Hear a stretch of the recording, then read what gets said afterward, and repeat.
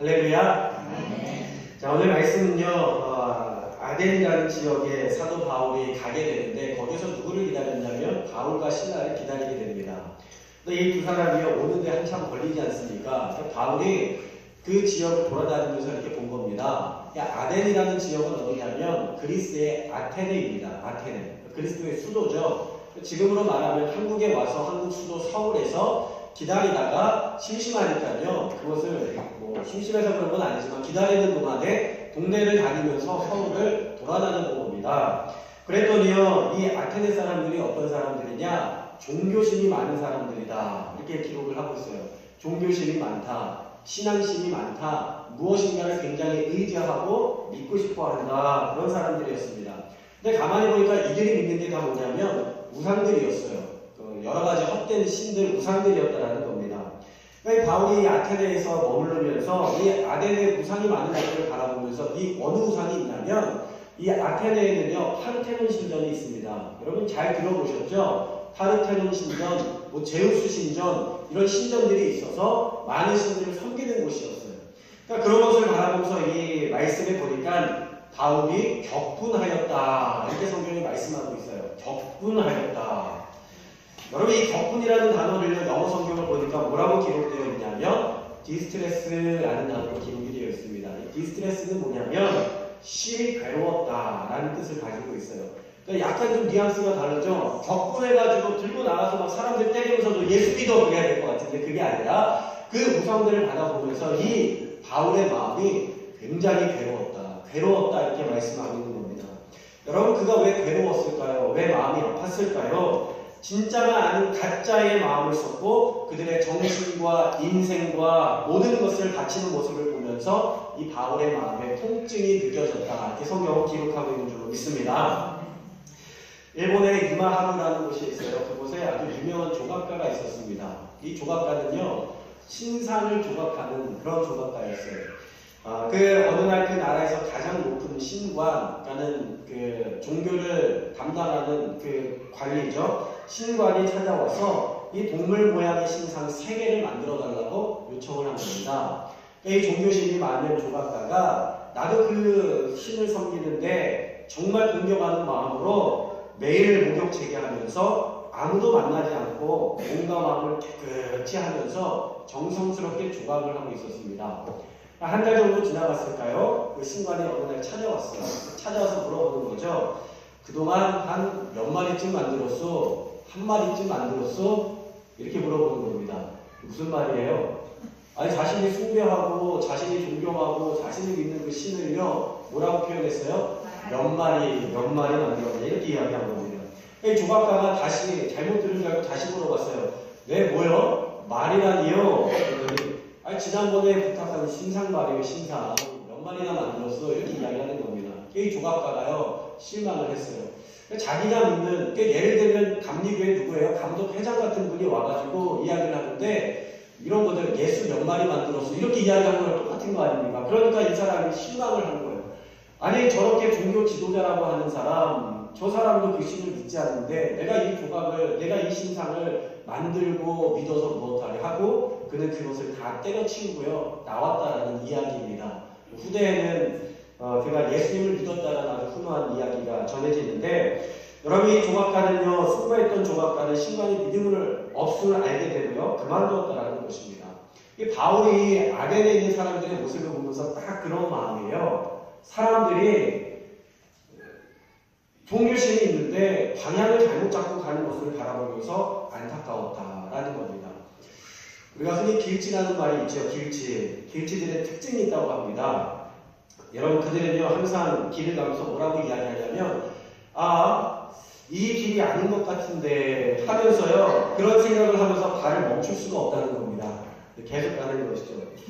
또 이 길치들은요, 가는 길은 알아도 오는 길은 모른다 라고 합니다. 갔던 길을 되돌아올 줄을 모르고 다른 데로 가는 거예요. 또 세 번째 특징은요, 늘 가는 길이지만 늘 새롭다 라는 특징을 가지고 있고요.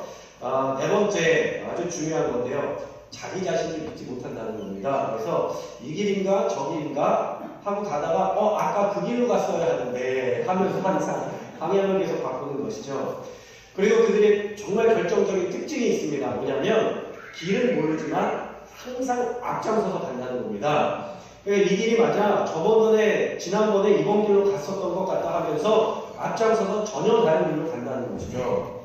여러분 혹시 여러분 어떤 유형에 속하십니까? 이런 유형들이 여러분 주변에 있으면요 길치니까 여러분 조심하시기 바랍니다. 근데 이 길치들이요 정말 마지막 특징이 있어요. 뭐냐면 길치들이 자기들이 길치는 것을 몰라요. 그 진짜 비밀인데요. 지금 길치들 분들은요 이 말을 듣고 웃지를 못하고 있습니다. 여러분 바울은요 아테네에 사는 길치들에게 길을 가르쳐주기로 결정을 합니다. 길이라는 단어는 way라는 영어 단어를 사용하는데 이 단어는요 길이라는 뜻 외에도 방법이라는 뜻을 가지고 있어요. 그러니까 예수님께서 우리가 이 길이 맞아라고 할 때에 이 방법도 맞아라고 하는 것과 마찬가지인 것이죠. 여러분 이 길은 곧 방법이 되는 줄로 믿습니다. 그리고 이 길은 누구입니까? 성경에서 분명히 우리 가운데 말씀해주고 있는데 Jesus said to him, I'm the way. 그 다음 뭐죠? 영어 짧아서 The truth and the life 이렇게 되어 있어요. I am the way라는 것입니다. I am the way. 이게 뭡니까? 내가 곧 길이고 내가 곧 너희들의 방법이다. 할렐루야. 예수님이 우리의 길이 되시고 방법이 되신 줄로 믿습니다. 그래서 바울은 그들과 함께 변론했다. 이렇게 설명을 하고 있어요. 여러분 우리가 또 변론이라는 단어가 우리 마음속에 걸리죠. 첫 번째 격분이라는 단어가 우리의 마음속에 걸렸고 두 번째는 변론이라는 단어가 우리 마음속에 걸립니다. 여러분 변론이라는 말은 영어로 뭐냐면 리즌드입니다. 리즌드라고 기록이 되어 있어요. 이것은 뭐냐면 이 말은 누구에게 도리를 설명하다 또는 누구에게 무엇함으로 설득하다라는 뜻을 가지고 있는 겁니다. 여러분 우리가 바울이요 이 변론했다라는 이야기는 그들과 막 싸웠다, 논쟁했다, 치고받고 싸웠다, 우겼다 이런 말이 절대 아니라 그들에게 예수님이 우리의 길이요 진리요 생명이신 것을 부드럽고 친절하게 설명했다라는 것을 말씀하고 있는 겁니다. 그들에게 막 강요하고 막 우기고 그런 것이 아니라 그들이 예수를 그리스도로 믿도록 설득했다. 여러분 이것이 바로 오늘 말씀에서 이야기하고 있는 바울의 변론인 것을 기억하시길 바랍니다. 그러니까요 그는 예수님을 전하기 위하여 소리 지르는 것이 아니라 사람들이 예수님을 믿도록 친절한 마음을 가지고 설득하는 것을 이야기하는 것이죠. 어느 날에 해와 바람이 내기를 했습니다. 여러분 잘 아시는 것 같아요. 해와 바람이 어떤 내기를 했어요? 나그네 옷이 아니라 외투입니다. 여러분 잘 알고 계셔야 돼요. 네. 나그네를 보면서요 누가 나그네의 외투를 먼저 먹게 된가 하는 것이었어요. 이 바람이 먼저 나서서 길치들은 항상 뭐라고 그랬어요? 나서서 한다고 그랬죠? 이 길치인 바람이요 먼저 시작했습니다. 내가 나그네의 외투를 벗길 거야 하거든요. 바람을 막 불면서 일어나기 시작했습니다. 처음에는요 이 외투가 바람에 날려가는 듯 하다가 벗겨지는 듯 하다가 이 나그네가 옷을 딱 붙잡은 겁니다. 그리고 나서 바람이 부니까 날씨가 썰렁하잖아요. 이 옷을요 더 꽉 쪼매는 겁니다. 기까지 세워가지고 옷을 꽉 쪼매서 붙들고 있는 겁니다. 그러니까 이 바람이 아무리 세게 불어도 사람이 밀려가기는 하지만 옷이 벗겨지진 않는 거예요. 그때 해가 가만히 깃집을 지고 보고 있다가 야야 비켜봐 내가 해줄게 그러면서 해가 나타나서 뭐라고 이야기하냐면 해가 나타나서 햇빛이 싹 비춰주는 겁니다. 갑자기 구름이 걷히고 어둠이 걷히고 환한 빛이 찬란하게 쫙 비춰지면서 이 나그네가요 굉장히 편한 마음으로 길을 가고 있었어요. 그러다가 햇빛이 점점 강해지니까 어떻게 돼요? 땀이 나기 시작하고 땀이 나니까요 이 외투를 딱 벗어가지고 어떻게 해요? 어깨가 딱 걸쳐내고서는 길을 가는 겁니다. 할렐루야. 누가 이겼어요? 햇빛이 이긴 거예요. 햇빛이. 여러분 이 태양이요 친절을 따뜻한 햇빛으로 친절을 베풀었더니 그 사람의 마음뿐만 아니라 그 사람의 옷까지도 다 열려지게 될 줄로 믿습니다. 여러분 우리가 전도할 때도요 마찬가지라는 사실입니다. 사람의 마음의 문을 열게 하는 것은요 거센 바람이 아니라 따뜻한 친절과 사랑이라는 것을 우리가 기억해야 될 줄로 믿습니다. 우리 자녀들의 마음도 마찬가지입니다. 자녀들의 마음을 여는 것도요 사실은 바람이 아니라 따뜻한 사랑과 인정과 칭찬이라는 사실을 기억하시기를 바랍니다. 그러니까 바울이 그들에게 친절히 예수님이 누구인지를 설명해 주었습니다. 그리고 설명에서 끝난 것이 아니라 사실을 전달하는 것에서 끝나는 것이 아니라 그들을 설득했다라는 것입니다. 결국 가장 중요한 것은 무엇입니까? 우리 인생 가운데 가장 중요한 것은 사람을 얻는 일입니다. 사람을 얻는 일이에요. 역사적으로 부와 명예를 소유한 가문 중에 메디치라는 가문이 있어요. 혹시 들어보셨어요? 메디치 동업도 있고 뭐 메디치 은행도 있고, 그러니까 메디치라는 것을 들어보는데 이 가문은요 이탈리아의 피렌체에서 발생한 가문입니다. 처음에는 보잘것이 없는 가문이었어요. 한적한 산골 마을의 농장에서 출발을 해서 세계 최고의 부자가 됩니다. 이 가문에서는요 교황을 2명이나 배출을 했고요. 세계적으로 교황을 2명이나 배출했어요. 그리고 프랑스 왕실에 2명이나 시집을 보내는 등 왕실 가문으로 성장을 하게 됩니다. 여러분 다 놀라운 것은요, 지금의 우리가 미국을 뭐라고 불러요? 아메리카라고 하잖아요. 아메리카. 이 아메리카라는 지명이 어디서 왔는지 아십니까? 이 메디치라는 가문에 한 사람의 이름을 따서 이 아메리카라는 대륙을 지었다는 것입니다. 그러니까 당시에 메디치 가문의 은행에서 일하던 아메리고 베스푸치의 이름을 따서요 아메리카 대륙이라는 이름을 붙이게 된 거예요. 놀랍지 않습니까? 여러분의 이름을 따서 이 나라의 이름을 지었다고 생각을 해보세요. 얼마나 대단한 가문입니까? 근데 이들의 경영 원칙은요 굉장히 단순하면서 확고했다고 합니다. 사람의 마음을 얻는 것, 그것이 그들의 경영 원칙이었다라는 것이죠. 그리고 그가 이야기하는 것은 부와 명예와 권력은 행복의 종착지가 아니라 사람들의 마음을 얻기 위한 수단이다. 사람의 마음을 얻는 자가 천하를 얻는다. 네, 이것이 그들의 경영 원칙이었다는 겁니다. 바울은 시간을 들여서요 그 가르침을 증거하기 시작했습니다. 여러분 친절이라는 것은 어디에서 드러나게 되냐면 어떻게 여러분들의 친절이 나타낼 수 있겠습니까? 친절은요 시간을 들일 때 그것을 드러낼 수 있는 겁니다. 바울이라는 사람이 자신의 시간을 들여서 사람들에게 헌신하는 순간 그 친절이 사람들에게 드러나기 시작했던 것이죠. 비가 내리는 어느 날이었어요. 가구점 앞에 한 나이가 많이 드신 할머니가 비를 피하면서 가구를 구경하고 있었습니다. 가만히 보니까 이 할머니가 다리도 불편한 모양이에요. 다리를 절면서 서 있는데 비가 막 비바람이 치고 있었어요. 아무도 그 할머니에게 관심을 두지 않는데 그 가게 안에 있었던 가구점의 주인이 그 할머니에게 관심을 갖기 시작합니다.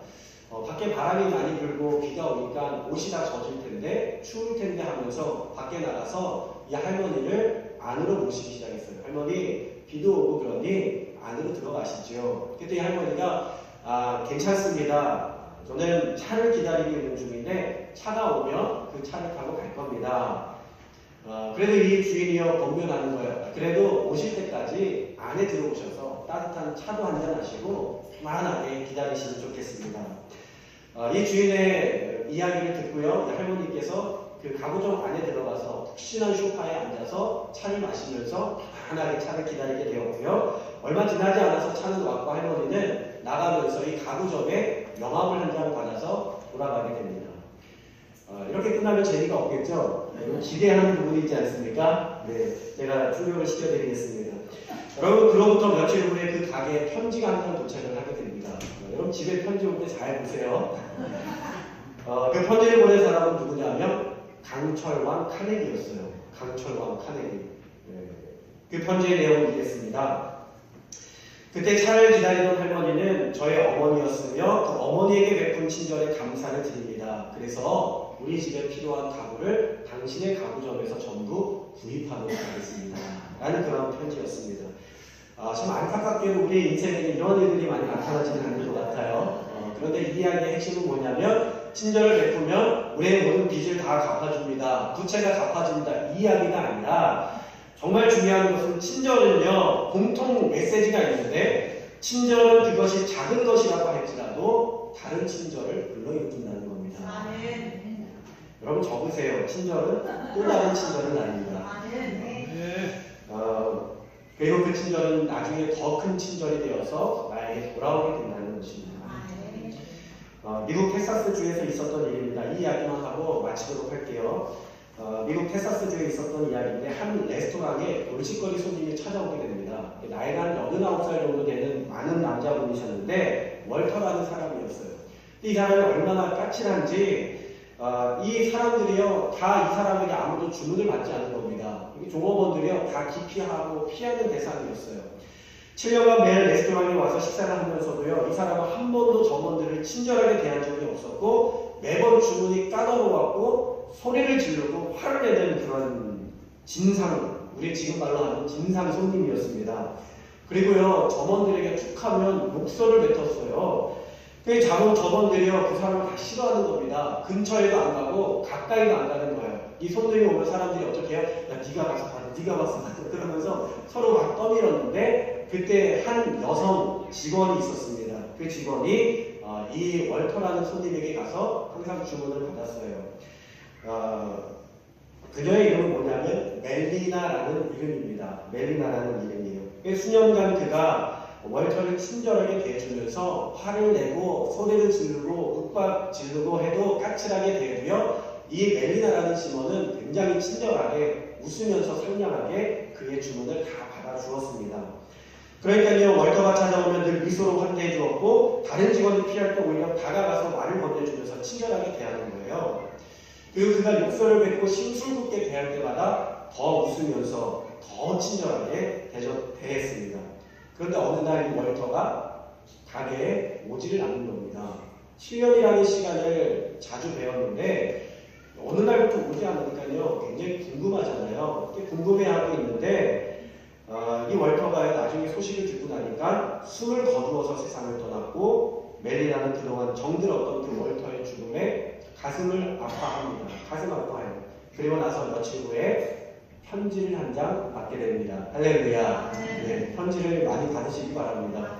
이 편지를 받으면서 변호사가 찾아왔는데 이렇게 이야기를 하는 거예요. 월터라는 사람은 2차 대전의 참전 용사였는데 그가 가족은 다 잃고 혼자 남아서 생활을 했는데 세상을 떠난 월터가 멜라니 당신 앞으로 일부의 유산을 남겼습니다. 그 금액은 한 5만 달러, 우리나라 돈으로 한 6천만 원 정도 되는 금액이었고 그리고 자기가 가지고 소유했었던 자동차 한 대였습니다. 월터는요 그의 유언장에 이렇게 글을 남겼답니다. 나를 성가시다고 느끼지 않고 친절하게 대해준 멜라니에게 보답하고 싶었다며 감사했다는 말과 함께 자신의 유산의 일부를 남긴 것입니다. 여러분 이 이야기의 핵심이 무엇입니까? 친절하면 돈을 받는다입니까? 그것은 아닐 겁니다. 친절은 사람의 마음을 감동하게 하고 사람의 마음을 열게 하고 또 다른 친절을 갖게 한다는 겁니다. 우리 교회가요 하나님의 은혜 가운데 더 충만해지려면 하나님으로부터 받은 은혜를 나누어야 될 줄로 믿습니다. 우리 하나님으로부터 받은 친절을 베풀어야 될 줄로 믿습니다. 그럴 때 이 교회가 더 친절해지고 더 사랑이 많아지고 더 은혜가 가득한 교회가 될 줄로 믿습니다. 어쩌면 그가 7년이라는 시간 동안 그 식당을 찾은 이유는요 멜라니의 친절 때문이 아니었을까 그런 생각을 하고 있어요. 월터는 표현하지는 못했지만요 항상 그 마음 가운데 감사한 마음을 갖고 살았던 것입니다. 그리고 어떻게 보면요 이 월터라는 사람은 까칠한 사람이긴 하였지만 그가 사실 2차 대전 참전 용사로서 세상과 나라를 구하기 위하여 세상에 먼저 친절을 베풀었던 사람이라는 것이죠. 그리고 그의 친절을 다른 사람이 또 받아주었을 때에 그는 또 다른 친절로 세상에 빛을 남기고 부름을 받은 줄로 믿습니다. 사랑하는 동방교회 여러분, 오늘 말씀을 보면서 사도 바울의 격한 단어들을 바라보면서 우리가 예수님을 증거할 때 격하게 증거할 필요는 없습니다. 여러분 친절하게 자세하게 설명해주고 그리고 설득할 수 있는 그런 모습이 우리 가운데 필요할 줄로 믿습니다. 그러면 우리 세상이 달라지고 그들이 우리의 말을 듣기 시작할 겁니다. 그리고 그때 예수님이 우리의 구원자요 우리의 생명이라는 것을 증거할 때에 그들은 그 친절과 함께 예수님을 그 마음속에 받아들여서 구원받게 되는 놀라운 역사가 우리가